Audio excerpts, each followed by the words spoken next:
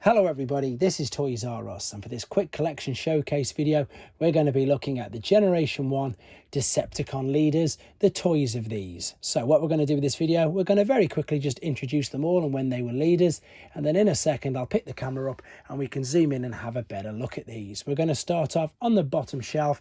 We do of course have Megatron to start off. Next to him is Shockwave, and a few of these, as you're going to hear in a second, were leaders from the comic books of Generation 1. So Shockwave and Soundwave were both leaders, and indeed Ratbat in the Marvel Comics.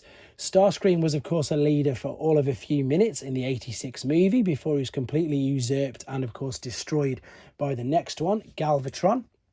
Back to the comics, we had Thunderwing and Bludgeon, who were again leaders in the comic book.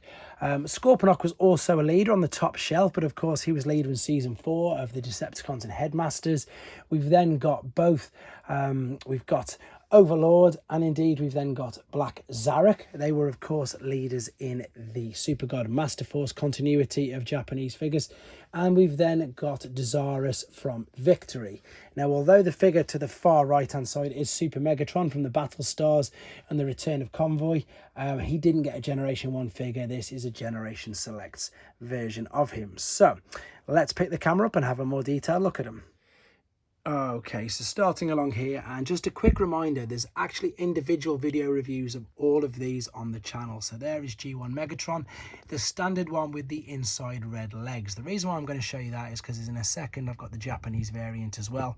There of course is Shockwave, there is Soundwave, Ratbat, Generation 1 Starscream, Galvatron, Thunderwing was a Mega Pretender, and Bludgeon was a small pretender. Now, what I just mentioned before, that is the Japanese first release of Megatron with the inside blue on the legs. And then we've got a special Generation 1 reissue of Galvatron as well in the anime colours. And then I've managed to find a Straxus, even though he was called Darkmount.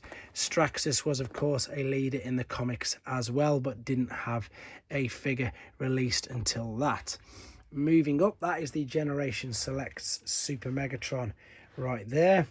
We've now, of course, got, this is the original Black Zarek. He's thankfully got a Generation Selects update. Desarus from Victory. Overlord from Super God Master Force again. And then the original Scorponok released with the Headmasters. And, of course, in Season 4 of the cartoon.